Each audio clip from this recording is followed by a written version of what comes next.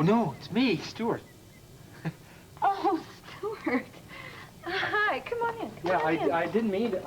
I had to get dressed up today because I'm going to Scott's school. Oh, I see. Are you okay? I'm fine. Yeah. I was worried about you. I mean, I know how mad Adam got about that hospital stuff and everything. I didn't know if you were okay. Don't worry about me, Stuart. Everything is settled. Brooke? Are you leaving Pine Valley? Hi, where have you been? Mom, don't take my head off. Honey, I've been calling all over town trying to find you. Well, lighten up. I was at the mall with Noreen. You were at the mall? Yes, I was at the mall. Right after school, at least, yeah. Why were you at the mall? Because there was a penny sale at Lacey's. Noreen and I thought we could put our money together and maybe buy something neat. That's it? That's all? That's it? That's all? Mama, are you finished? Can I get my book now? Book? My book for music theory class where I'm going in a couple minutes. Mom, what is the matter with you? Nothing is the matter, all right? Emily Ann, how was school today, honey? Was it okay? Yeah. And the mall? Yeah, it was fun. Nothing weird happened? Nothing unusual? No, not until now. Come on, I can tell you're upset. Just tell me what it is. Excuse me. Hello? Is that you, Donna Sugar? Yes. Oh, how nice to hear your voice. In fact, every time I have an imaginary conversation with Emily Ann, yours is the voice I hear. How is my sweet little Emily Ann?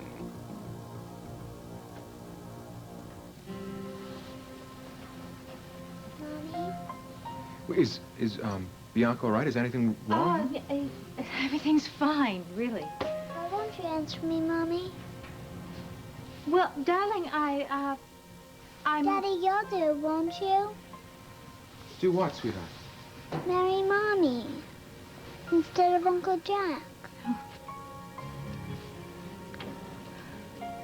Please, I want you to.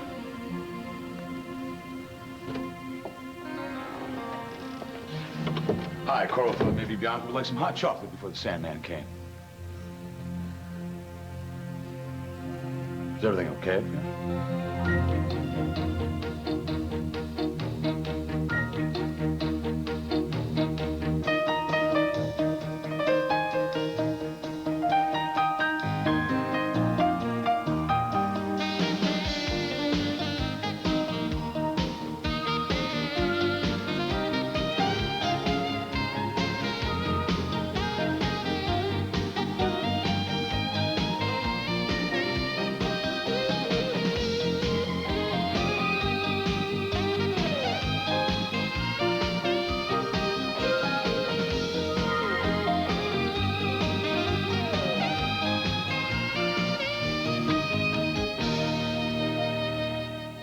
All My Children, brought to you by Tide with Bleach. It'll knock your socks off and it'll get them whiter than any other detergent.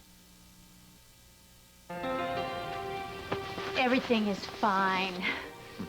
Oh, hot chocolate. Well, actually, I don't think that Bianca should have any right now because she was just about to drop off to sleep, right? Wasn't she? So thank you anyway. Would you mind taking the tray back down to Carl then? Sure, sure. Okay, I'll be right down. I'll be down in a minute. Okay. Sweet dreams, little princess.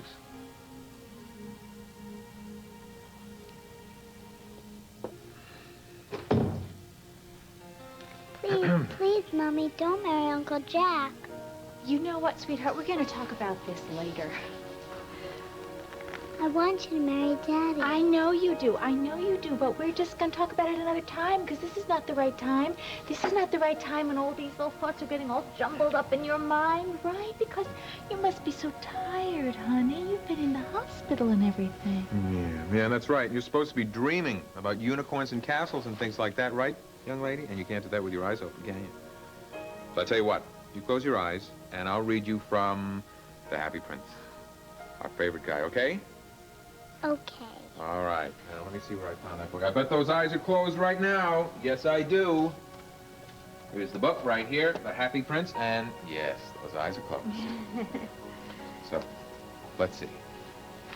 Where were we? We were in the beginning. Here we are. High above the city, on a tall column, stood the statue of the Happy Prince. He was gilded all over with thin leaves of fine gold. And for eyes, he had 2 bright rubies. And for his skin, he was covered with a fine layer of gilt that covered him. Sweetheart, is everything all right? Yes, Travis is reading to her. Seemed like things got a little bit tense when I came in. Oh, no. Just we were having a little trouble getting Bianca to sleep, that's all. You know how children are when they're overtired. Yeah, I know, but I mean, I could have sworn there was something going on. Are you sure Travis didn't say something to you that upset you? Of course not. No, nothing. Nothing at all. We were just having trouble, as I said, getting Bianca to sleep. Honey, I can tell there's something bothering you. Would you like a drink? No, I'd like to find out what's making you so edgy. Nothing. Erica, come on, what is it? All right, I guess it was that, dream that I had last night. I keep thinking about it. Your agreement with God. Yeah, I keep on, going over and over and over it. I know that God is going to ask me to do something. And maybe he already has, and I just don't know it. Well, God's a pretty busy guy. I mean, he has a universe to run, you know? Don't do that. Don't laugh at me. No, honey, I'm not laughing at you. Look, I think it's wonderful that you take such a responsibility to this promise. I do. I just don't think that God is up there wherever he is trying to figure out how to make you pay him back. I don't think he works that way. How do you know? Well, the God I've always heard about is a loving and caring God. I don't think he's going to answer your prayers and then make you suffer for it. And I don't think he'd want you to worry about it either. You don't? No. And I'll tell you somebody else who doesn't want you to worry about it, and that's me. So please, honey, just forget it. Put it out of your head. I'll try. I really will try. Good. Come here. I am waited for in Egypt, said the little swallow. My friends are flying up and down the Nile and talking to the large lotus flowers. There's nothing I can do. She's marrying my brother. For all we know, she could have had a change of heart. You did.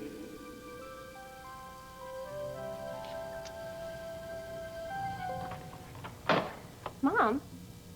Mom, why'd you hang up so fast? Come on, I can tell something is wrong with you. Please tell me what it is. No, nothing. Nothing is wrong, honey. It was a, really obnoxious salesman. I didn't want any brick-faced siding, that's all. Okay. Will you at least go in and lie down or something? You know, zonk out? Angel, I am fine. Okay. I've got to go to PVU. Be careful. Okay. Do not talk to any strangers, you hear me? Yes, Mother. And if anybody comes up to you, you run like crazy. Mom, the opposite... stop treating me like I'm a 3-year-old. I'm 17. Come on. Give me a break.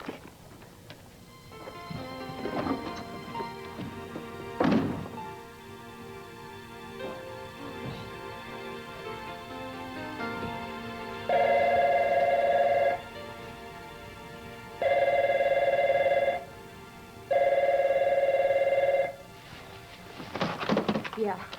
You had best go back to finishing school, Donna Beck. That was downright rudacious of you to hang that telephone up on my ear like I'm some kind of scurvy trash. When all I want is to find out and inquire about the health and happiness of my beloved child. My very own flesh and blood. My darling daughter. That is not your daughter. Emily Ann belongs to Benny and me, and you better get that through your head. Now, you watch your tone with me, youngish woman. You watch your tone. I'm practicing my paternal rights. You don't got no rights when it comes to Emily Ann. Do you hear me? And you stay away from her, or you're gonna regret it.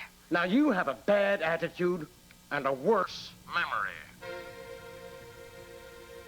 Who do you think is holding all the cards, huh? Who? All right. I'm sorry. Say it again and make I am me believe- sorry. That's better. Bill, it's just... It would kill Emily Ann if you tell her you're her father. You haven't told nobody about my being in town yet, have you? I haven't. If you do, Emily Ann is going to be introduced mighty quickly. I to her haven't pastor. said anything to anybody, all right? Well, that's just fine. It's been real nice chit-chatting with you, darling. I'll be back in touch soon. Where can I...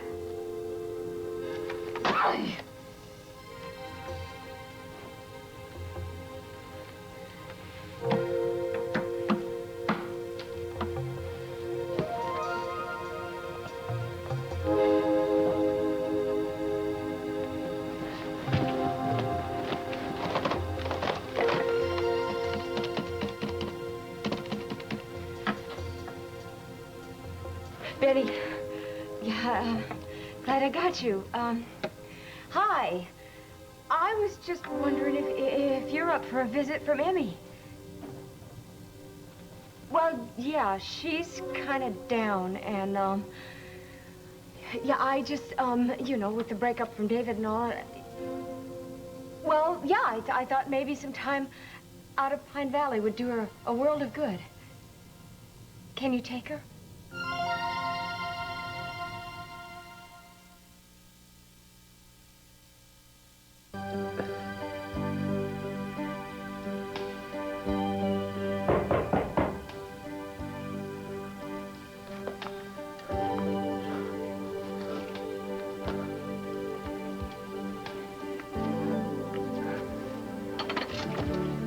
You belong in the hospital.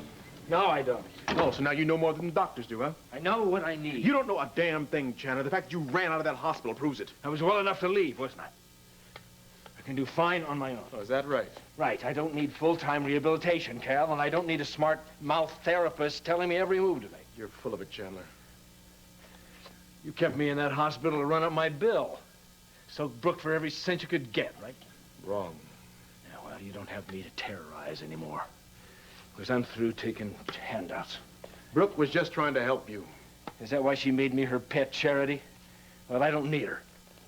And I don't need you. Well, congratulations. You just won the Jerk of the Year award. Thanks. Get out. You know, Brooke's the best friend you've got. And you treat her like dirt, so that makes you a very stupid man. Brooke is the... Don't say her name to me again. Ever. Ever. You hear me? Now get out of here. Well, you know something? There may be hope for you yet. You can't be but so stupid if you're still doing your exercises. Tell you what, I've only got an hour to spare you. I got a date. What are you doing? I'm getting ready to start with the forearm. I told you to get out. Unless you've already done the work on that. But I tell you what, why don't you do it again so I can see your technique? I don't need anybody's help. Hey, look, I didn't ask you what you need. You see, I can be just as bull-headed as you are. Now pick up that weight. No. You don't get it, do you? I never quit. Forget it. Look, you are not going to see the back of me until you are 100% recovered. You understand? I can't pay you anything, Cal. I didn't ask for any pay. Chandler, don't insult me. Pick up the weight.